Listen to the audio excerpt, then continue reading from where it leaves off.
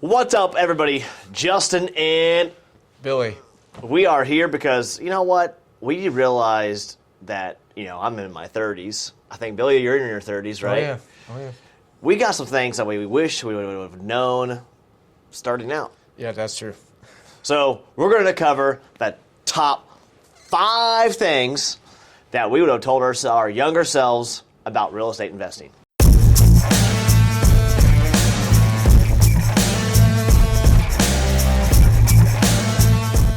Back to the future action. Yeah, man. So we're going back in time. Check this out.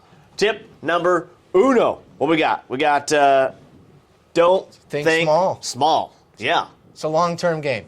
Long-term game. So don't think small. By that we mean, I see this all the time with clients. Matter of fact, I am even guilty of this myself when I first started into real estate. I first started about real estate investing. I bought my first house in 2008, right when the market took a crash. Right. Things are a little different here in Alaska. However, you get this mindset of what you can and cannot afford, right? However, there's actually a ton of options for finding financing and building wealth and really thinking much on a larger scale than what you're typically probably used to, and getting outside that comfort zone, because that is really where the wealth is created, is by taking risk. Right, and you have to be aware that there are programs out there for you, right? So you got to get smart and research. Yep.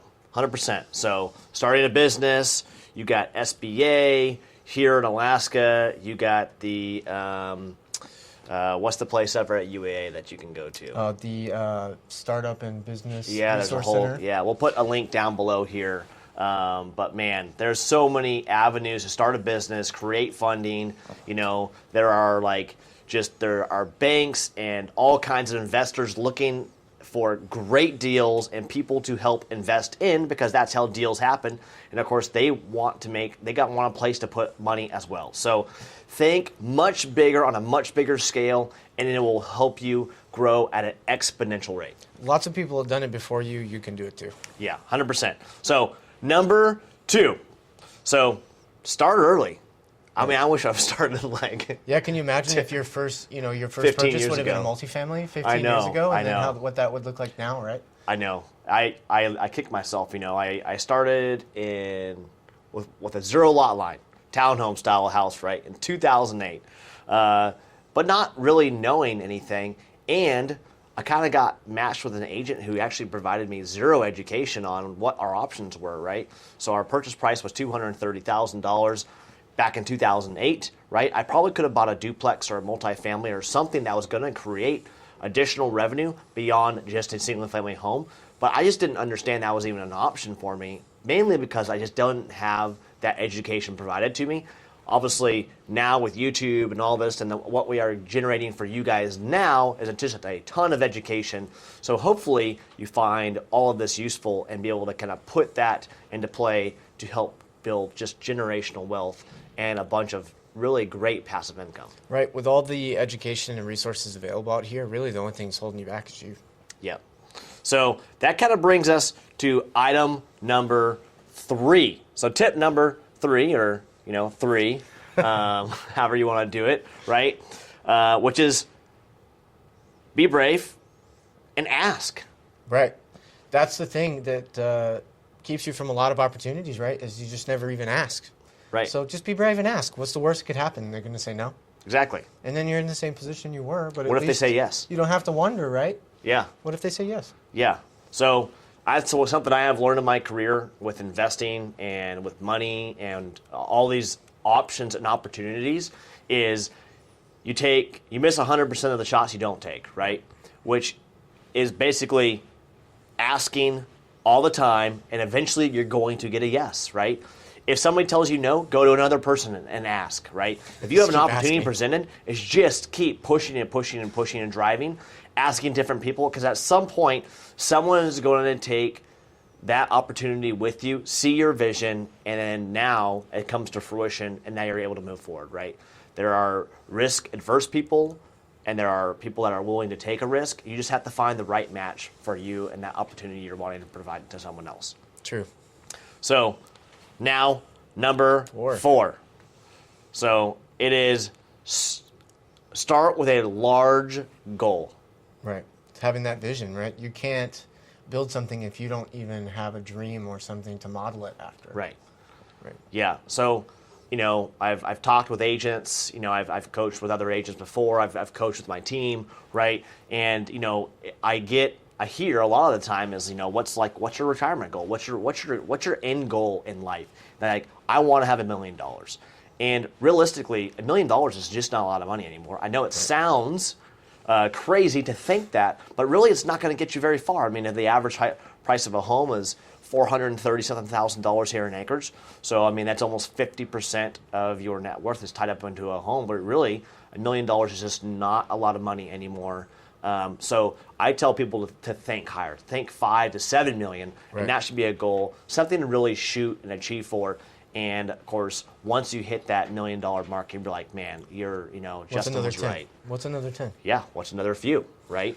So think big, right? Because the bigger you think, then the larger your ideas are going to be, right?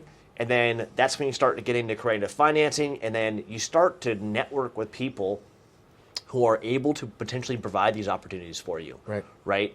So partner yourself with like-minded people, think big, partner yourself with like-minded people who are going to basically, as a collective, just add a ton of value to your internal network and sphere.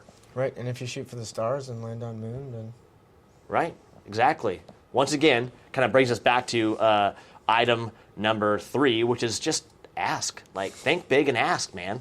I wish I would have known that earlier on. I was way more shy in my earlier days. You just got to put yourself out there. Yeah, man. I was kind of a nerd in high school. I was got to embrace the weird. Kind of a computer geek. I was like definitely super shy. So a career in public safety helped me out of that because I just have an option but to talk to it forces you to talk to people, strangers all the time. Practice. And it's doing those things that make you uncomfortable that drive your success, right? So those 100%. are the things that bring it throughout change. Yeah. Right. So it's important. Really, realistically, sales is your life, right? You're constantly selling yourself to people, right? Even when you're buying things. Even when you're buying things, you right? You have to convince them that you're going to pay your bill and that you're financially responsible and all those things, right? Yeah. So that brings us to tip number 5, which is concentrate on your net worth and not so much on the material possessions, the newest, latest gadgets, the new tech, the new phone, right? And work on building your net worth, right? I was terrible at this earlier on in my career and in my early to mid 20s was always going out to eat and having a nicer car and always living really on the edge of my means and not really saving a lot, really because I didn't have the education of what that could do for me, right? And what starting early and investing could do for me. Well, and for me, I focused on income, right? So I was always like looking to get that job to get that to make that more money, but I didn't realize that, I guess at the time, that income's consumable, right? Yes, so the more you make, the more you tend to spend, right? Correct. And so rather than do that, let's focus on our net worth and build things, right? Because it's not like you can go out on a weekend and spend a house, Right. And it's something that's going to continue to pay you that is a much better investment. And appreciate, So the goal is to acquire appreciating assets, right? So Robert Kiyosaki is a guy who, if you have never read his book, Rich Dad, Poor Dad, or any of his other books, they're fantastic books. He talks about assets and liabilities, right? So you want to build your wealth with assets, things that are going to contribute to your wealth, and not things that are going to take away and depreciate. So like baseball cards. Yeah. So obviously vehicles, etc., right? Consumables are going to take away your income, your hard-earned dollars, right? And basically are not going to contribute to your net worth. So work on creating and buying assets, build your net worth that way, and then guess what? Once you hit a certain net worth and a certain amount of passive income, well, all the cool gadgets and new cars and all that is going to be easily financeable just through all the passive income you create and not so much dedicated to your income. Right. So, I wish I would have had this education earlier on. True. I think I would have been a little bit further in my real estate But investing. think how now, lucky we are too to be in the YouTube era, right? We can go online and Google all this Yes. stuff. You know, more before you had to go to like business school, and this is like protected information, and there were books, I know. right? Yeah. But it's out there, Yeah. Or you had to hire like some kind of coach or whatever. right? You know, but now now you get a ton of this information for free. You know, just go on YouTube, look on Google, right? YouTube. I mean, you can literally find anything on YouTube. True. And if you can't find it, call me. Right. If I don't have the answer, we'll look for it. We'll get smart together. We work a lot with a lot of investors, right, on multifamily properties, commercial space, et cetera, et cetera. So, or just basic education, on kind of how financing works, creative financing, and we're not stuck to just a few different loan types. No, There's we got many lots of options, right?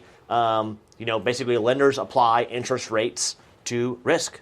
So yeah, you're going to pay a higher rate, but if your return on that whatever opportunity you're trying to do is significantly higher than the rate you're getting, then it doesn't matter. Right, you're still up. Yeah, you're still up. Right? You're still in the green, right? So anyways, we'll put our information right down below and on the screen, like most likely here.